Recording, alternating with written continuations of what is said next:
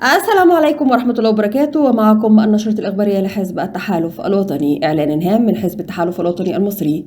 يسرنا أن نعلن عن قرار السيد النائب محمد خالد القاضي رئيس حزب التحالف الوطني المصري باعتماد تشكيل محافظة قنا بناء على ما عرضه السيد الأمين العام المهندس اللواء محمد غازي. هذا القرار يأتي في إطار حرص الحزب على تعزيز التعاون والتنسيق بين جميع المحافظات لتحقيق أهدافنا الوطنية معا نحو مستقبل أفضل لمصر.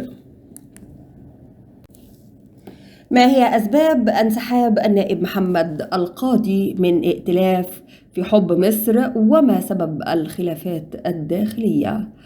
رد النائب محمد خالد القاضي على انسحابه من ائتلاف في حب مصر في ظل الظروف السياسية الراهنة مع تطورات الأحداث التي شهدتها ائتلاف في حب مصر. أود أن أوضح موقفي وسبب قراري بالانسحاب من هذا الائتلاف. لقد جاء هذا القرار بعد مشاورات مستفيضة مع أعضاء حزب التحالف الوطني، حيث استندت إلى تحليل دقيق للوضع الداخلي للائتلاف والتحديات التي تواجهنا. إن الانسحاب لم يكن قرارا سهلا، بل جاء نتيجة لتفاقم الخلافات التي لم يكن بالإمكان حلها بطريقة بناءة. لقد سعت جميع الأطراف جاهدة للتوصل إلى حلول، ولكن للأسف لم يكن الحوار مثمرا كما كنا نتمنى. إن غياب رؤية مشتركة وتباين الأهداف قد ساهم في تدهور العلاقات داخل الائتلاف، مما أدى إلى صعوبة الاستمرار في إطار عمل جماعي فعال. أدرك تماما أن هذا القرار قد أثار جدلا واسعا في الساحة السياسية، وأريد أن أؤكد أنني ملتزم بمبدأ الحوار والتعاون مع جميع القوى السياسية. إن بناء توافقات سياسية قوية يتطلب منا جميعا الاستماع إلى هموم وتطلعات المواطنين والعمل بروح من الشفافية والتفاهم، ولكن عندما يصبح هذا الحوار عقيما فإنها من واجبي كممثل للشعب أن أبحث عن مسارات بديلة لتحقيق مصلحة الوطن والمواطنين.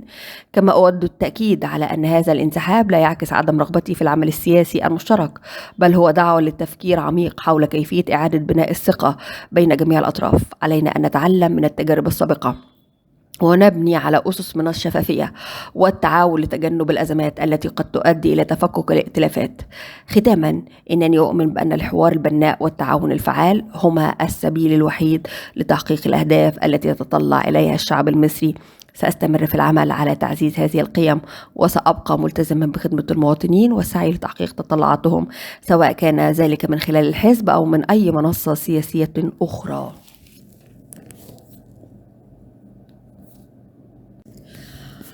البرلمان العربي الأوروبي. كلمة رئيس المؤسسة الوطنية لمكافحة الإرهاب والتطرف.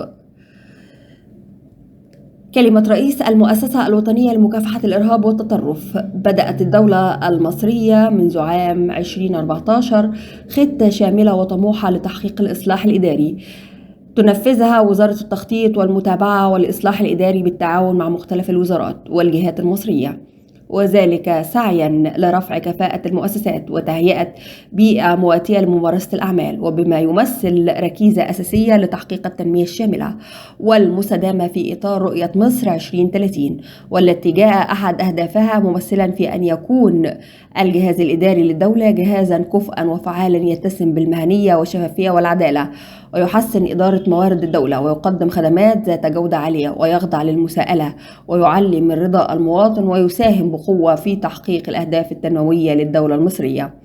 وتحقيقا لذلك تضمنت خطة الإصلاح الإداري عدد من المحاور، أهمها التطوير المؤسسي والتدريب وبناء القدرات وتحسين ميكنة الخدمات الحكومية، وسبق كل ذلك العمل على تحقيق الإصلاح التشريعي وتحديث القوانين المنظمة لعمل الجهاز الإداري للدولة، والذي توج بإصدار قانون الخدمة المدنية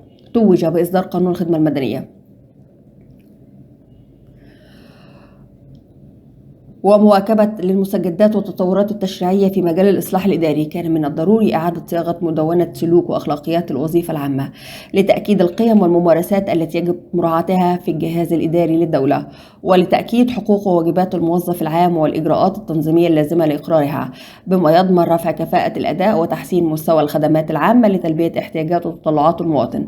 فتنظر الدولة إلى الموظف العام والمواطن كشركاء في منظومة واحدة تحكمها المسؤولية الجماعية وتجمعها غاية سامية هي تحقيق التنمية والرخاء ورفعة وطننا الغالي مصر. النائب محمد خالد القاضي رئيس المؤسسة الوطنية لمكافحة الإرهاب والتطرف ATE. أصدر النائب محمد خالد القاضي رئيس حزب التحالف الوطني المصري قرارا تنظيميا وبناء على ما تم عرضه من الأمين العام للحزب اللي هو محمد غازي استكمال تشكيل هيئة مكتب أمانة سوهاج. إعلان هام من المؤسسة الوطنية لمكافحة الإرهاب والتطرف ATE اجتماع الخبراء حول مكافحة الفساد في أوقات الطوارئ والاستجابات للأزمات والتعافي منها. تاريخ الاجتماع 15 أكتوبر 2024. المكان مدينة شرم الشيخ. تحت شعار نحن عالم خالي من الفساد، نعلن بفخر عن اجتماعنا المرتقب الذي يجمع نخبة من الخبراء المحليين والدوليين. هدفنا هو وضع استراتيجيات فعالة لمكافحة الفساد وتعزيز الشفافية في أوقات الطوارئ. ستتناول النقاشات تطوير آليات فعالة لمكافحة الفساد، استجابة سريعة وفعالة للأزمات، خطط تعافي تركز على الإصلاح والشفافية، تعزيز التعاون الدولي لمكافحة الفساد. انضموا إلينا في هذا الحدث الاستثنائي ولنتعاون سويا من أجل مستقبل أفضل. مكافحة الفساد شرم الشيخ.